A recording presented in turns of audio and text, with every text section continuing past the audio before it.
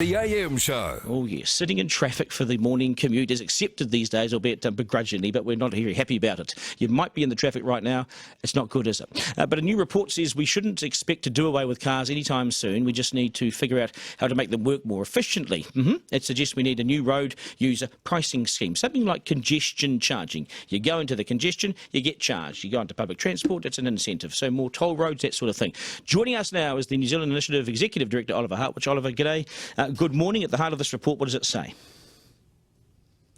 Well, it says basically that we've got a problem in this country because congestion is getting worse. Over the last 20 years, we've added more than 1 million cars to our roads. We've also seen over the last 30 years that more and more trips are made by car and fewer trips are made by just walking or taking public transport. And in all likelihood, we can expect this to continue.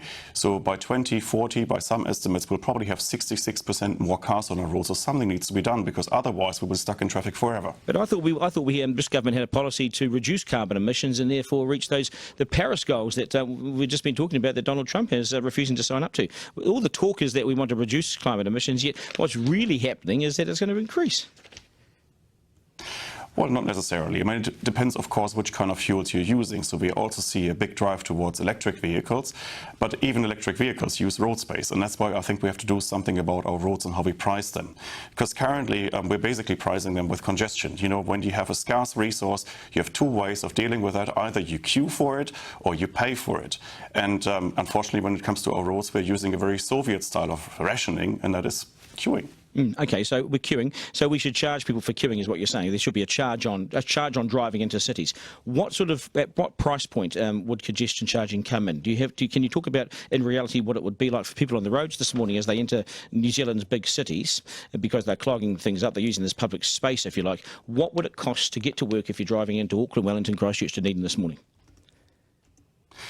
It would depend on the time of day, it would depend on the season, it would depend on all sorts of factors. I can't give you a price for that, but what I can tell you is, of course, that we are already paying for roads because with every litre of petrol you're currently paying 66 cents, which go into the National Land Transport Fund. So motorists are already paying for the roads. It's just that it doesn't matter whether you're using that litre of petrol on a country road somewhere or in central Auckland. But this will mean you pay twice. That's not fair. This will mean you pay twice because you pay for the roads anyway because our taxes go towards the roads. So then you'll pay again. That's what we're saying, right? And that's the main problem actually for the implementation, because people think they will be paying twice. We say it should be revenue neutral.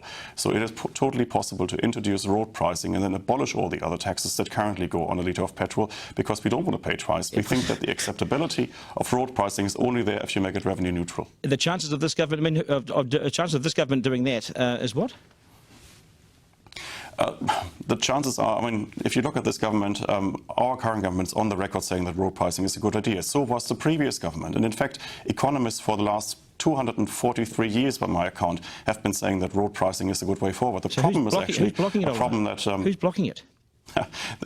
The problem is what former President of the European Commission, Jean-Claude Juncker, once said: we all know what needs to be done, we just don't know how to get re-elected after we've done it. And it's the problem for road pricing in New Zealand. Who's blocking it? Tell me who's blocking it. Oliver, tell me who's blocking this.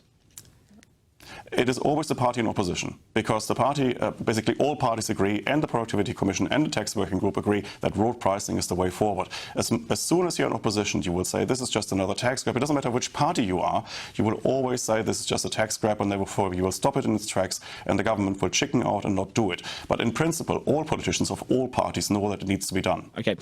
Before you go, and thank you for your time on the show today, it's Melbourne Cup Day, you see, so we're going to give you a horse. Mark's going to look after you here. Yeah, I've drawn one out for Oliver already. You. Horse 20 Il Paradiso, which is one of the favourites, to tell you the truth. It's paying $15. Those are good odds. And the irony being that Il Paradiso, loosely translated, means sick paradise, which is what we have here in New Zealand with our roads. Okay, there we go. Yeah. So sick paradise, that's the horse. That's pretty mean for an economist, you know, decimal signs and all that. Back that one. It's all yours. Keep an eye on the race today and stand by for the prize. Well, you win an AM show mug. Or cup. Yeah, tax great. Yeah, wonderful. The New Zealand Initiative Executive Director, Oliver Hartwich, appreciate your time on the program this morning. 22 minutes past 6. Good morning to you. Feedback at the amshow.co.nz. Do you support this congestion pricing or not? It'll cost you maybe, I don't know, $5 or $6 to head to Queen Street in the morning if that's where you work. $5 or $6 plus you probably pay for the roads, but it's revenue neutral. Just get on with it, please. The new